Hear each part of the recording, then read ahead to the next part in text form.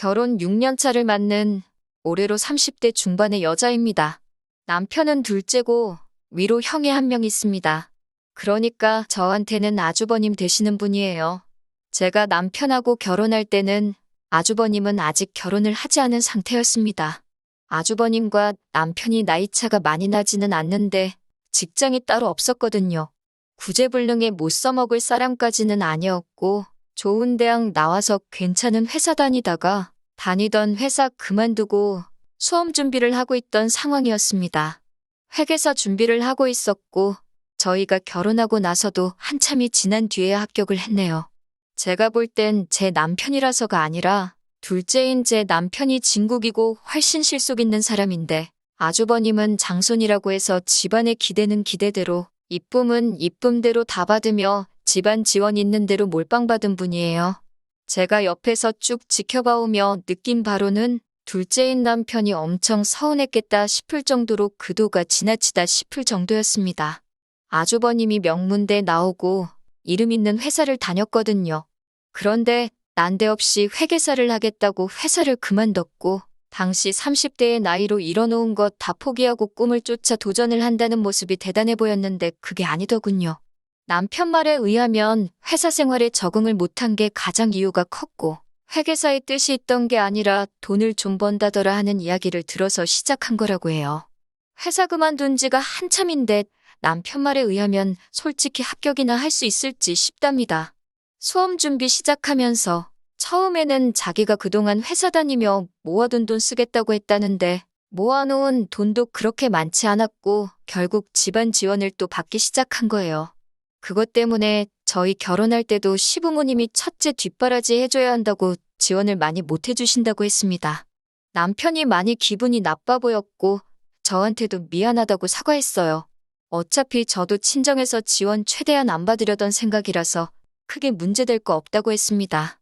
그런데 막상 결혼 준비 시작했더니 남편이 처음에 자기가 모아놓았다는 돈의 액수를 제가 정확히 기억하는데 1,000만 원 정도 줄여서 말하더라고요. 뭔가 느낌이 쎄해서 캐고캐고해서 알아보니 아주버님이 공부하면서 동생인 남편에게까지 손을 벌렸던 겁니다. 액수가 액수기도 하고 한푼이 아쉬운 상황이다 보니 제가 눈치를 못 챌 수가 없었고 그것 때문에 남편한테 파혼까지 들먹이면서 한바탕 했었습니다. 여태까지 아주버님 첫째라고 해서 집안 지원 몰빵 받아왔고 아들 결혼하는데도 시부모님이 첫째 해줘야 한다고 너한테 돈 한 푼 해줄 수 없다고 하지 않았느냐. 이런 식으로 벌써부터 가족들한테 돈 주고 하면 네 손에 뭐가 남겠냐고 하면서 남편에게 자꾸 이런 식이면 저는 이 결혼 안 하겠다고 해버렸어요. 받은 것 쥐뿔도 없으면서 평생 가족들 뒷바라지만 하면서 살 거면 나까지 끌어들이지 말고 혼자서 하라고 말이죠. 남편이 그때 정신을 크게 차렸다고 아직도 저한테 그때 그렇게 말해줘서 고맙다고 하고는 합니다. 아무튼 그 덕에 저는 남편을 얻었지만 아주버님과는 잘 지낼 수가 없었네요. 남편한테 손 벌린 사실도 알게 되었고 무엇보다 남편이 앞으로는 아주버님을 도와줄 수 없다고 못을 박아버렸으니 아주버님 입장에서도 제가 엄청 눈엣가시 같은 존재였을 거예요.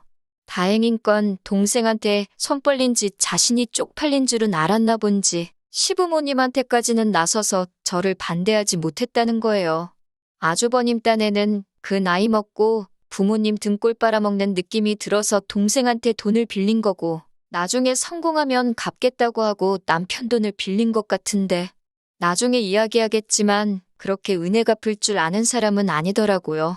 그리고 저희는 결혼을 하게 되었습니다. 집안 지원 다 받고 아직도 시험 준비하고 있는 아주버님을 보면 좋은 대학 나온 건 아니지만 상위권 대학 혼자임으로 졸업하고 취직도 잘하고 자기 분야에서 인정받고 일하는 모습을 보면 대단하기까지 했어요.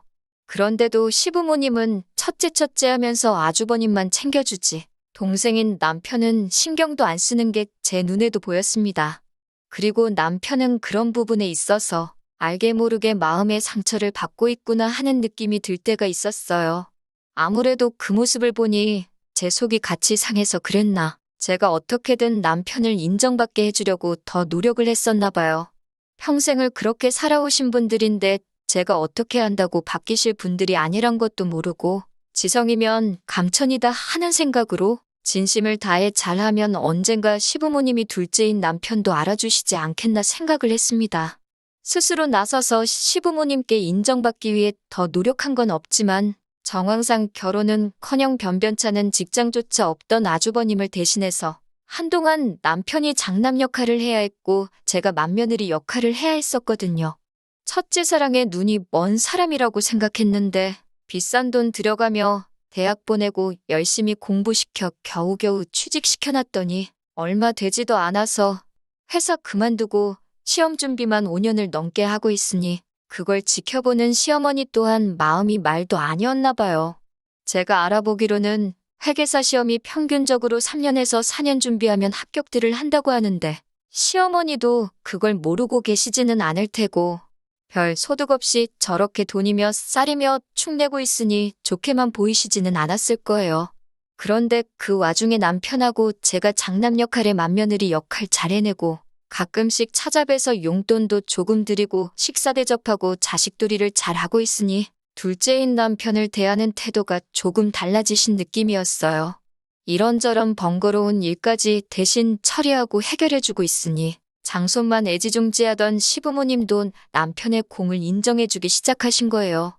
남편도 그걸 눈치챘는지 한동안 엄청 좋아 보였고 저도 남편이 좋으니 덩달아 같이 좋았습니다.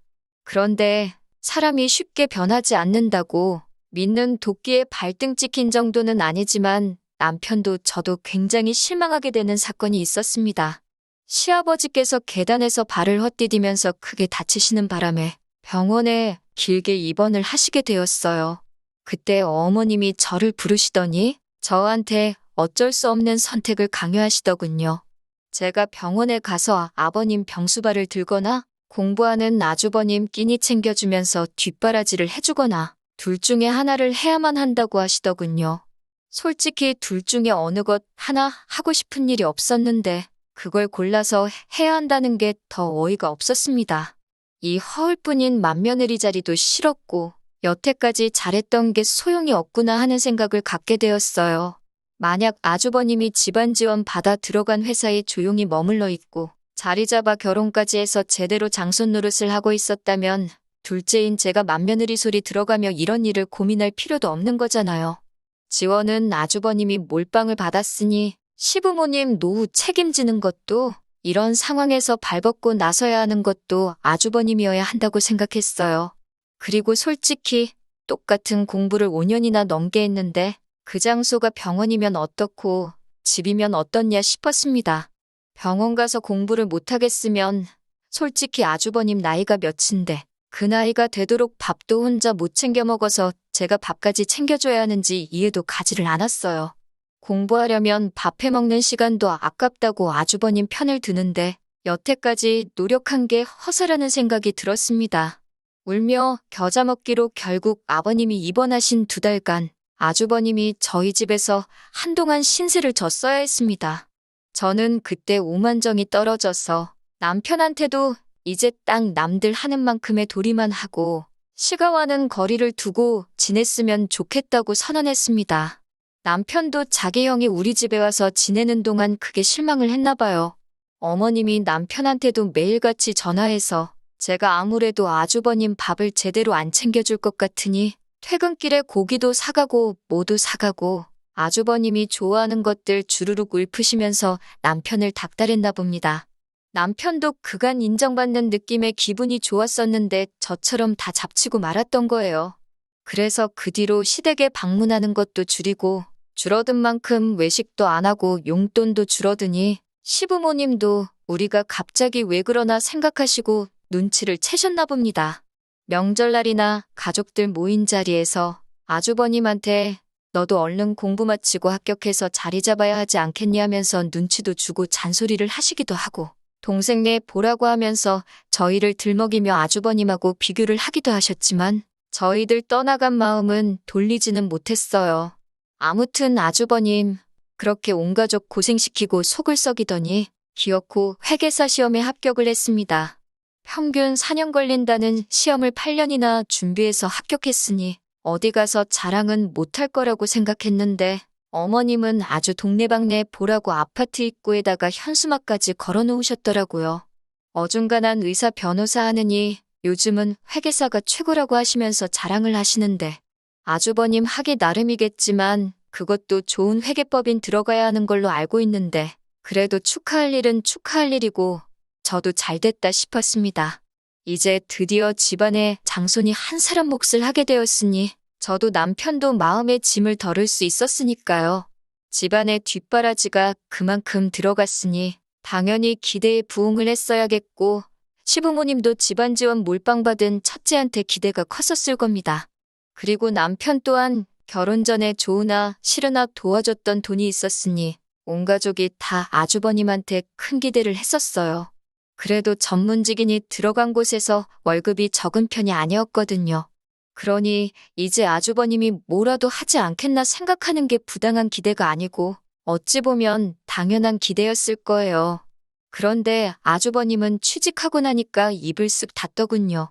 저까지 포함해서 온 가족 뒷바라지 시키고 고생시킬 때는 언제고 합격하고 나니까 그동안 공부만 해온 삶이 후회가 된다면서 곧장 시댁에서 나가서 독립해서 살기 시작했고 쉬는 날에 시부모님 찾아뵙기는커녕 자기 놀러 다닐 거 놀러 다니고 갖고 싶은 거 사가면서 다 자기를 위해서만 돈을 쓸어 다니기 시작했어요. 본인 때문에 고생했던 가족들한테는 국물 한 방울도 없었고 말입니다. 아주버님이 시어머니한테서 거리를 두려고 한 만큼 시어머니는 저희들한테 더 연락을 자주 하셨어요. 하지만 저희도 당한 게 있으니 거리를 두려고 했습니다. 그 와중에 아주버님이 이제 자기도 정착하고 결혼을 하겠다며 2년 전에 여자를 한 명 집에 데려오게 되었습니다. 아주버님이 시험 준비하면서 쓸데없이 보낸 시간도 있고 해서 나이가 적은 편이 아니라 결혼은 다 했다고 생각했는데 정말 의외였어요. 아주버님이 형님을 집에 처음 소개시켰을 때 집안은 아주 난리도 그런 난리가 없었어요. 아주버님 나이도 많은데 형님은 아주버님보다 2살이 더 많았거든요. 그리고 이미 결혼을 2번이나 다녀온 사람인데다가 중학교 들어간 아들에 이제 4살 되는 딸에서 애가 2이나 딸려 있었습니다. 요즘 이혼한 게 뭐 흠되는 것도 아니고 오히려 아주버님이 결혼한다는 사실이 축하할 일이라고 생각했는데 시부모님은 알아 누우실 정도로 난리가 났어요. 어떻게 키운 장손인데 다녀온 여자를 어떻게 맏며느리로 들이겠냐면서요. 심지어 형님은 결혼하기 전에 아주버님한테 자기 자식들이 소외감을 느낄 수도 있으니 결혼을 하면 애를 갖지 않겠다고 선언을 하셨다는 겁니다. 제가 이해가 가지 않았던 부분은 이미 형님한테는 시다른 자식이 2이나 있는데 자식들이 소외감을 느낀다고 아이를 안 갖는다고 미리 못을 박았다는 점입니다. 더 이상 자기 배불러서 자식을 갖지 않아서 그러는 건지 2번째 남편하고는 둘째 아이를 가졌으면서 3번째 남편인 아주버님하고는 안 된다는 게 이해가 가질 않았네요. 시부모님도 그 말을 듣고 억장이 무너졌는지 다녀온 여자를 맏며느리 삼는 것도 모자라서 이젠 남의 집 자식한테 우리 집 대를 이어주겠네 하시며 아주버님한테 그 결혼을 하면 연을 끊는다니 어쩌니 하면서 아주 난리도 아니었습니다. 그런데 결국 2사람은 결혼을 하게 되었습니다. 형님네가 알고 보니 엄청난 부자였거든요. 아파트 가진 것만 3채를 가지고 있었어요. 배운 게 없어서 젊어서부터 이 장사 저 장사 하면서 돈을 엄청 모았다고 하는데 무슨 장사인지는 말을 안 해주는 걸 보니 떳떳한 장사는 아니었던 것 같습니다. 과거가 뭐 중요한가 싶고 크게 신경 안 쓰려고 했는데 형님한테 조금 실망을 하기도 했습니다. 저는 당연히 2사람이 인연으로 강하게 묶여있고 서로 사랑해서 결혼을 하는 거라 생각했는데 그게 아니었어요. 아주버님은 형님의 재력이 탐이 났던 것 같고 형님도 하는 말이 자기 자식이 학교 가면 엄마 직업 때문에 놀림받고 그런다고 하면서 새아버지를 그래도 사자 들어가는 전문직으로 구하고 싶었다고 하면서 그걸 자랑처럼 저한테 이야기해 주는데 그게 무슨 결혼인가 싶었습니다. 뭐 서로 원하는 바를 서로에게서 취할 수 있으니 그걸 윈윈이라고 볼 수도 있었겠지만요. 결혼하는데 집이며 뭐며 비싼 돈 들어갈 거는 다 해온다고 하는데 솔직히 아주버님한테 집안 자원 몰빵한 데다가 노후도 보장받을 수 없을 것 같은 분위기에 시부모님 입장에서 형님이 내건 조건을 무시할 수는 없으셨던 거예요. 거기에 아주버님 나이도 있다 보니 더 좋은 결혼 자리는 못 찾겠구나 생각했기 때문에 두 사람의 결혼을 마지못해 허락하시더라고요. 저도 이제 드디어 이 지긋지긋한 맏며느리 자리를 내려놓게 되는구나, 마음에 짐 좀 덜고 살겠구나 생각이 들었어요. 싫다 싫다 했지만 아주버님 자리 못 잡은 상황에 남편도 자기 가족이라고 신경을 쓰고 있으니 겉으로는 안 한다, 안 한다 해도 정말 기본적인 일은 해야 했었거든요. 그런데 결혼 전에 뭐 결혼만 하게 되면 시부모님한테 엄청나게 경제적으로 지원을 해줄 거라고 호언장담하던 형님이 얼굴을 싹 돌려버렸나 봅니다. 끼리끼리 논다더니 두 사람이 아주 염치없고 말 바꾸는 데는 선수인 것 같았어요. 저희가 찾아가질 않으니 시어머니가 저희 집까지 오셔서는 형님 뒷담화를 그렇게 하고 역시 믿을 건 너네밖에 없다면서 여전히 저한테 맏며느리의 역할을 강요하셨어요. 당장 아주버님 직장 없을 때는 식구 늘려서 뭐하냐며 저희 보고 자녀 계획은 천천히 세우라고 하셨던 분들이셨거든요. 그런데 시어머니는 너네도 하루빨리 대를 이을 아들을 가져야지 하면서 손주 타령을 저희한테 하기 시작하셨습니다. 솔직히 저도 아이를 갖기에는 이제 노산이기도 하고 자의반 타의반으로 그동안 아이 없이 생활하면서 남편과 둘이서만 잘 지내도 좋겠다는 생각을 가지고 있었습니다.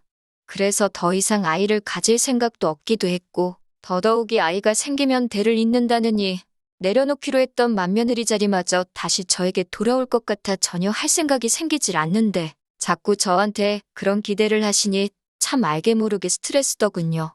그래도 여태까진 남편이 중간 역할 잘해주면서 이 결혼에 대해서 후회한 적 한 번도 없었는데 장손만 중요한 집구석 둘째와 결혼한 걸 진심으로 후회하게 만드는 일이 생기게 되었습니다. 시어머니께서 꼭 좀 도와달라고 몇 달 전부터 사정사정하신 일이 있어서 거길 제가 대신 다녀오는 길이었습니다. 고생해가며 일을 마치고 서류랑 해서 전해드릴 것도 있고 해서 시댁으로 찾아갔습니다. 어머님은 저보고 수고했다고 하시고 밥 차려줄 테니 밥 먹고 가라고 하시더라고요. 거르기에는 시간도 애매하고 남편도 야근이 예정되어 있어서 저도 그냥 차려주신 거 먹고 그날 식사는 땡쳐야겠다 생각하고 알겠다고 했습니다. 시어머니가 며느리한테 상다리가 휠 정도로 진수성찬을 차려주실 거라고 기대는 하지 않았지만 어디 배달음식 받고 딸려온 밑반찬에 있던 김치 하나를 꺼내주시더니 제 앞에 라면을 냄비째 올려놓으시더라고요. 집에 이것밖에 없다고 하시면서 그 흔한 계란 하나 깨넣어주지 않으셨어요. 파라도 썰어서 올려주셨다면 그렇게 서운하지도 않았을 텐데 정말 그냥 라면 하나 덜렁 끓여서 줄 거라고는 상상도 하지 못했네요. 정 먹을 게 없었으면 먹고 가라는 말을 하지 마시지. 동네 김밥집 하다못해 그냥 짜장면 한 그릇을 시켜주셨어도 그렇게 어이가 없지는 않았을 겁니다.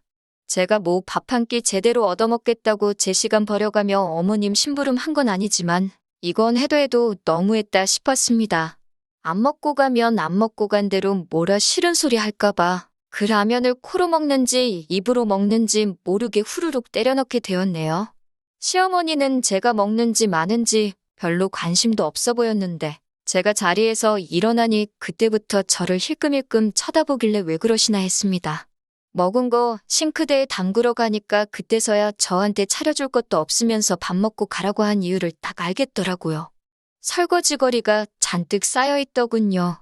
필연적으로 제가 그걸 목격하고 설거지까지 해놓고 갈 줄 알았나 봅니다. 제가 그걸 뭐하러 하겠나요. 저도 눈치 못 챈 척 잘 먹었다. 이제 가봐야겠다 말하고 자리에서 일어나 버렸죠. 시모는 제가 당연히 그걸 하고 갈 줄 알았는지 약간 의외라는 듯이 당황을 하더라고요. 먹은 거 담궈놨냐고 재차 물어보시길래 설거지가 많이 쌓여 있어서 옆쪽에다 그냥 뒀다고 확인 사살을 해드렸어요. 시어머니가 저를 배웅해주는 척 하면서 요즘 어깨가 너무 결린다느니 어쩐다니 하면서 집안일이 힘들다 저한테 넌지시 눈치를 주시는데 더 있다가는 설거지 좀 해달라고 아예 돌직구를 날릴까봐 잽싸게 문 밖으로 나왔습니다. 엘리베이터 타고 내려와 집 쪽으로 가고 있는데 멀리서 누가 저를 부르더라고요.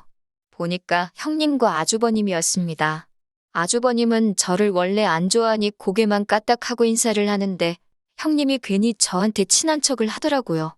형님이 안 그래도 자기 혼자 있을 생각에 갑갑했는데 저를 만나서 반갑다면서 자기 시댁에 있는 동안 말상대나 좀 해달라더라고요. 장사하던 사람이라 그런지 아주 사람 정신을 쏙 빼놓는데 저도 모르게 엉겁결에 붙들려서 다시 시댁에 들어와 버렸어요. 그런데 시어머니는 제가 왔을 때랑은 다르게 아주버님 내가 온 사실을 알고는 버선발로 마중을 나오시더군요. 나오자마자 형님 손부터 보는 걸 보니 오늘은 혹시 뭘 준비했나 보려는 것 같았어요. 형님은 그런 어머니 다루는 게 익숙한지 급하게 오느라 오늘은 아무것도 가져오질 못했다고 아쉬운 듯이 상황을 넘기더라고요. 엉겁결에 따라 들어온 제가 집에 갈 타이밍을 못 잡고 있었는데 어머님이 저를 갑자기 부르시더니 거기 가만히 서 있을 거면 자기 좀 도우라고 하면서 베란다 안쪽에 보면 얼마 전에 들어온 옥돔이 하나 있다고 그걸 꺼내와서 저보고 구워내오랍니다. 자기 심부름 대신 해주고 고생해서 들어온 저한테는 고작 라면 하나 끓여줘 놓고서는 돈 많은 아주버님 내외한테는 비싼 거 먹여주라는 그 신부도 열받는데 그 식사 준비를 저보고 하라고 하니 어이가 없었습니다. 그래도 그간 저한테 살갑게 대하고 경우가 있다고 생각한 형님도 그 어이없는 상황에 거절하는 그런 모습은 하나도 없고 오히려 식탁에 의자 꺼내서 앉더니 멀뚱히 밥 차려지길 기다리고 있더라고요. 원래부터 저랑 사이 안 좋은 아주버님은 뭐 말할 것도 없고요. 자기가 시댁에 돈 가져다 주는 게 있으니 제가 받는 대우가 당연하다는 듯이 저러고 있는 걸 보니 부하가 치밀더라고요. 그래서 그냥 자리에서 일어나가지고 집으로 돌아와 버렸네요.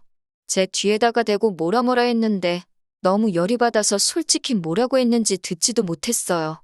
그렇게 집에 들어오니 일 때문에 늦는다던 남편이 회사 일이 어떻게 잘 해결되었다며 평소보다도 일찍 퇴근해서 집에 있더군요. 제 표정을 보더니 무슨 일이 있냐고 묻는데 평소였으면 제가 그냥 참고 넘어갔겠지만 그날은 너무 열받아서 다 말해버렸어요. 남편 얼굴이 순식간에 일그러지더니 저보고 당장 시가로 같이 가자더군요. 그렇게 시가에 도착하자마자 남편은 문을 벌컥 열고 들어가선 신발도 안 벗은 채로 그대로 집 안으로 들어가더군요.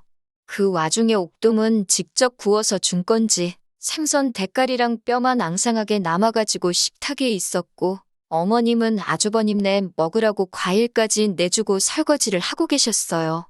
그 와중에도 어머님은 뭐가 그렇게 할 말이 많으셨는지 당신이 기어이 며느리 먹으라고 밥까지 직접 차려줬는데 며느리란 게 시험이 도와서 설거지는 못할 망정 아주 행패를 부리고 돌아갔다고 하면서 저를 나무라기 시작하더군요. 형님도 옆에서 시어머니 거들면서 집안에서 서열도 제일 낮은데 이건 좀 경우가 아닌 것 같네 하면서 말을 보태기 시작했고요. 남편이 형님이 입을 열자마자 넌 좀 닥치고 있으라고 한마디 세게 하더군요. 형님은 물론 옆에 있던 아주버님마저도 남편 기세에 눌려서 깜짝 놀라더니 아무 말도 잊지 못하더라고요.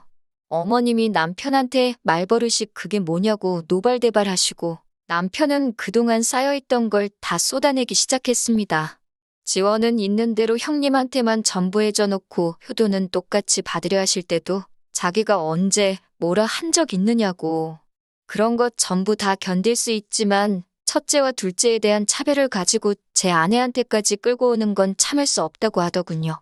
막말로 여태까지 키워주신 것에 대한 도리는 여태까지 한 것만 가지고도 충분히 갚을 수 있을 것 같고 형님이 나한테 1,000만 원 빚진 게 있으니 혹시나 아직 모자란 것 같으시면 형님한테서 받으라고 하더군요. 둘째 장남노릇 맏며느리 노릇하는 거 오늘로 끝내고 어머니가 이 사람한테 형님들 밥 차리라고 시켰으니 이젠 자식 대우가 아니라 어디 식모 부엌대기 대우를 받았으니 자식 노릇하는 것도 오늘로 끝내겠다 선언을 하더군요. 앞으로 효도받을 일 있으면 진짜 자식 찾아 하시라고 말하고 그래도 이런 말은 얼굴 보고 하는 게 예의인 것 같아 구태여 찾아온 거라고요. 앞으로 얼굴 보고 지낼 일 없을 테니 장손한테 효도 잘 받으시며 건강히 잘 지내라고 말하고 밖으로 나왔습니다.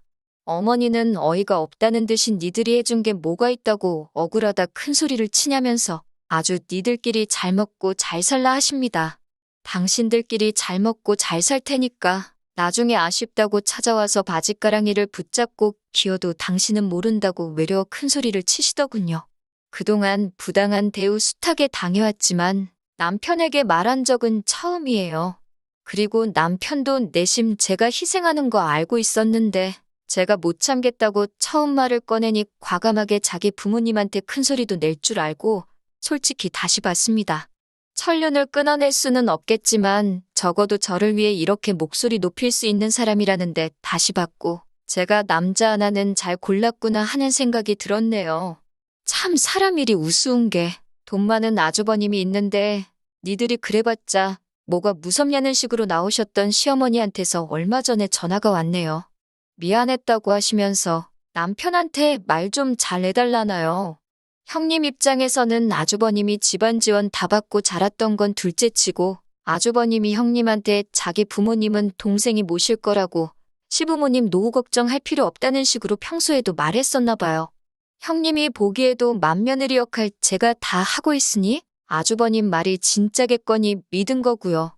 그런데 그날 남편이 한바탕 하고 간 꼴을 보니 장사하는 사람이라 그런지 계산이 엄청 빨리 섰나 봐요. 이거 시부모님 쥐뿔도 없는 것 같은데 남편이라고 수험 준비하는 거에 올인해줘서 빼도 박도 못하게 시부모님 노후를 책임져야겠구나 하는 계산 말이죠. 그리고 그 계산 중에 자칫하다간 자기가 힘들게 벌어놓은 돈 가지고 효도를 할 수도 있겠다는 생각을 했는가 봅니다. 적당히 전문직 남편 구해서 신분 세탁하고 자기 자식들 호강시켜주면서 벌어놓은 돈 편하게 쓰려고 했는데 막상 그 돈이 자식들이 아니라 시부모 호강시켜줄 수도 있다는 생각을 하니 아까웠나 봐요. 형님 입장에 이미 이혼을 2번이나 했는데 3번이 뭐가 어려웠겠어요? 형님은 아주버님한테 이혼을 무기 삼아서 시부모님하고 연을 끊던가 갈라서던가 하라고 했답니다. 아주버님은 별로 아쉬운 기색도 없이 시부모님 손절해버리고 형님이 가지고 있는 돈을 택했고요. 집안 지원 다 가져간 첫째한테 효도받으면 노후를 보낼 줄 알았는데 이도저도 아닌 낙동강 오리알 신세가 돼버린 겁니다. 어찌나 칼 같은지 전화해도 통받지도 않고 그동안 뻔질나게 찾아와서 밥 얻어먹고 갔는데 이젠 코빼기도 안 비춘다고 하더라고요. 결국 그날 저녁에 남편한테 이 이야기를 했어요. 솔직히 이 이야기를 전할까 말까 고민 많이 했습니다. 이 상황에 솔직히 아무리 그렇게 갈라섰다고 한들 자식된 입장에서 얼마나 마음 아프고 신경 쓰일 일이겠어요? 그리고 제가 아무 말 안 해봐야 시부모님이 남편한테 직접 전하면 끝인 이야기인데 제가 숨길 필요가 없다고 생각했습니다. 하지만 남편은 단호하게 신경 쓸 필요 없다고 대답을 해주더군요. 이미 자기는 마음 굳힌 지 오래고 2분이 그렇게 된 건 안타까운 일이지만 자초하신 거나 마찬가지라고요. 자기가 앞으로 효도를 한다면 어떻게는 자기 등쳐먹을 생각만 하는 부모님이 아니라 저 같은 사람 자기한테 보내주신 친정 부모님께 하겠다고요. 뿌린 대로 거둔다는 말이 무색하게 공들여 지은 자식 농사를 가지고 시부모님은 수확도 못 해보고 옆에 잡초인 줄 알고 그냥 자라게 내버려둔 남편은 이제 줄기를 틔우고 황금열매를 맺었는데 황금열매를 맺은 나뭇가지가 옆집 담장으로 넘어가 버려 수확도 못하고 침만 삼키며 쳐다보고만 계시네요. 저도 믿음직한 남편과 함께 이제 정말 한번 잘 살아보려고 합니다. 긴 이야기였는데 끝까지 들어주셔서 감사합니다.